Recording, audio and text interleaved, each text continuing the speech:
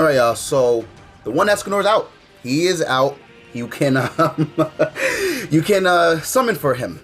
Now, I don't have JP, so I cannot showcase him because, again, I do not play JP, I do not have JP. So if you want to see a showcase on him, just go to the popular Grand Cross YouTubers and you can see just how good he is. Now, this video is gonna be a little bit of not a criticism, but of a realistic view at the one Escanor. Now, obviously, he is very hype, he's very strong, he's a very strong unit, very fun, right?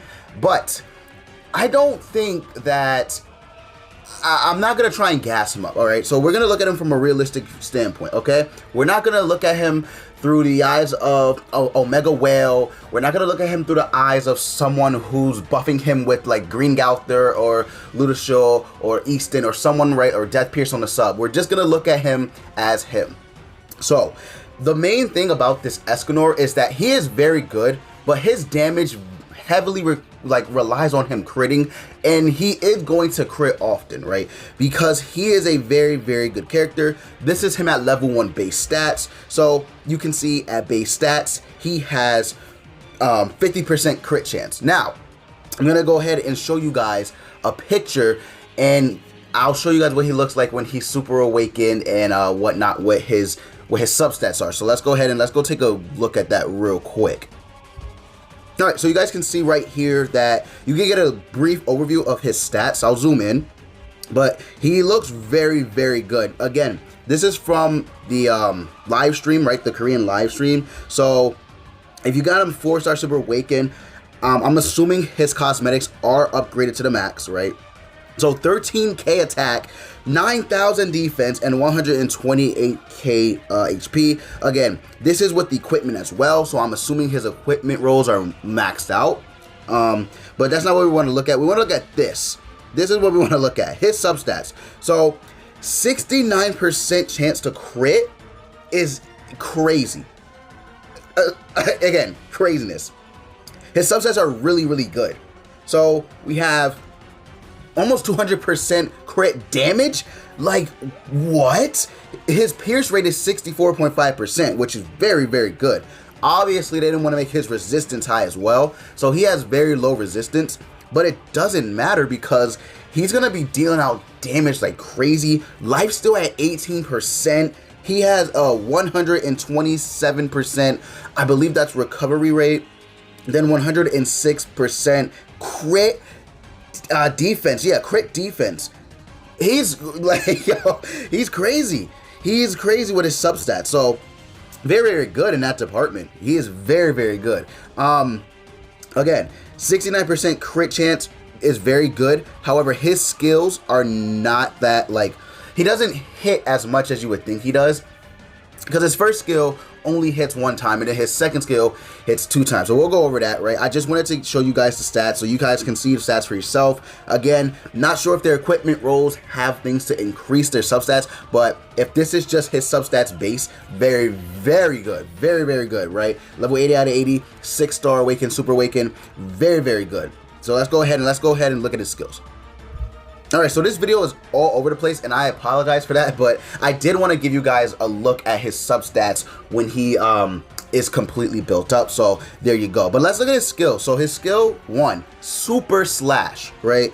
This is the one that only hits 1 time, but it does mega damage because of this right here. This is a new effect on attacks, Influx. So Influx deals an additional 0.8% damage per 1% remaining HP. Now, I don't know if that's for Escanor or if that's for the opponent. I'm going to assume it's for the opponent, but I really don't know. It's weird. I guess we'll have to look at it more once we get more videos of the one, but I'm assuming it's for the opponent, right? So an additional 0.8% damage per 1% remaining HP. Very, very good. His damage, like his damage multiplier, is 500% at rank 3, which is crazy because you take into consideration the influx damage that he's gonna do, and he's dealing massive damage. Again, I watched gameplay on him. When he crits, oh my god. Literally just disgusting. Just disgusting. Especially since you guys saw he has an 18% life steal. When he's critting for what?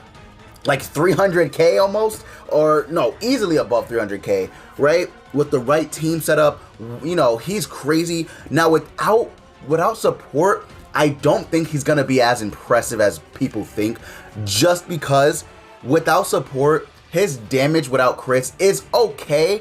I'm not gonna gas it up and say it's crazy Omega level good. It's great, right? But his skill 1 is very, very powerful. So without a crit on rank 3, he can hit like 120k without a crit. But his skill 2 is his skill 2, right, is like what Derriere has or Captain Meliodas has, where at rank 3 it does 600% damage. Even then, it's still not as crazy as I thought it would be. Again, this is without critting.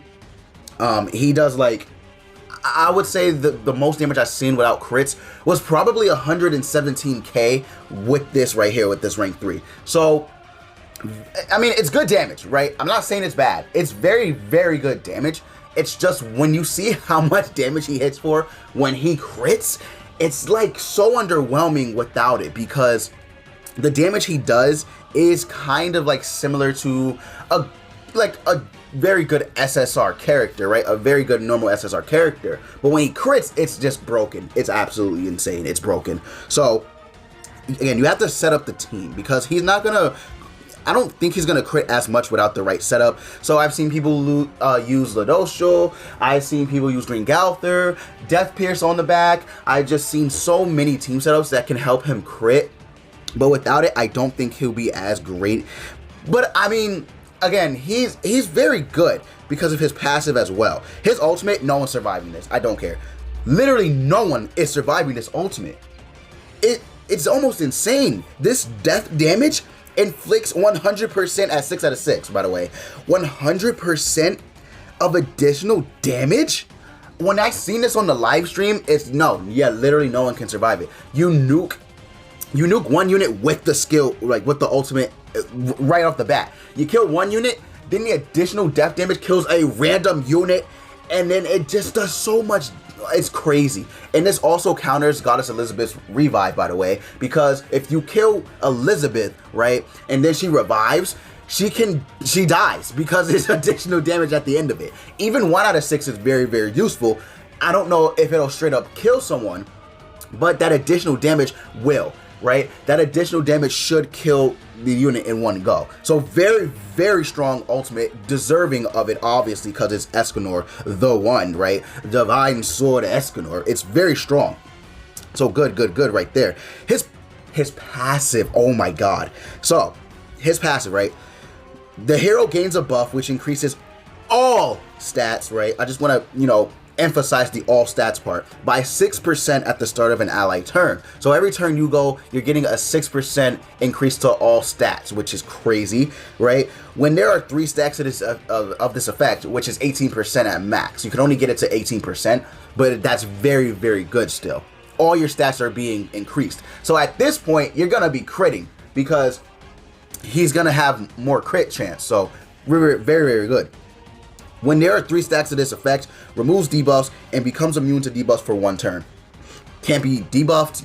Yeah. So you literally cannot be debuffed, which is craziness, right? After that, removes a stack until only 1 stack is left, then stacks the buff accordingly again. So after that 1 turn of debuff immunity, you go right back to the 6%. You don't even lose the 6%, by the way.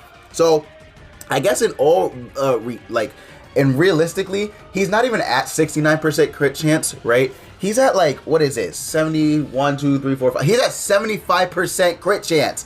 75% crit chance. Very, very good. Again, him critting, I don't know, because I seen it from Zide on Twitter, or Zed, I'm sorry if I mispronounced your name, that he basically is a blue Zeldris just on steroids. He really is. Without the support, he won't be critting as much, especially on his skill 1, because it is just 1 hit, right? You guys already know Zeldris without the support doesn't crit. And then his skill 2, very, very strong. because he can have a second chance to crit. So if he doesn't crit on the first hit, he can crit on the second hit, which does massive damage. So keep that in mind as well. Very, very good. Like, again, overall, the unit is insane.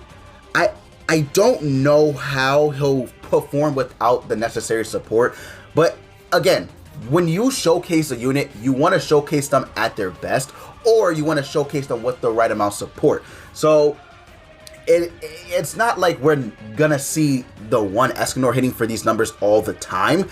He is going to be at a disadvantage if he doesn't have support. I will say that, right? He will be, but he's freaking insane. I honestly think that he is maybe the best unit in the game. Is it Lost Vein? Lost Vein might still be above him. I don't know. I don't want to make that assumption. I don't know.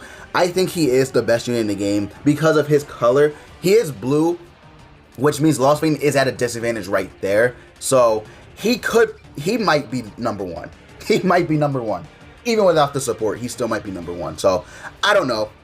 Let me know your guys' thoughts and opinions below down in the comments. Do you think the one Escanor is the best, or do you think he's like second? What do you think? Let me know your thoughts on this unit, because I know a lot of people are very, very hyped, and I might catch a lot of criticism. But yeah, man, I just wanted to let you guys know how I feel about him and how I think he will perform with and without support. So yeah, man, I'm gonna go ahead and wrap up the video. If you guys did enjoy, consider leaving a like, comment, and subscribe for more Grand Cross content if you're new to the channel. Also, be sure to join our Discord. We would love to have you. But with that said, I will see you guys in the next video.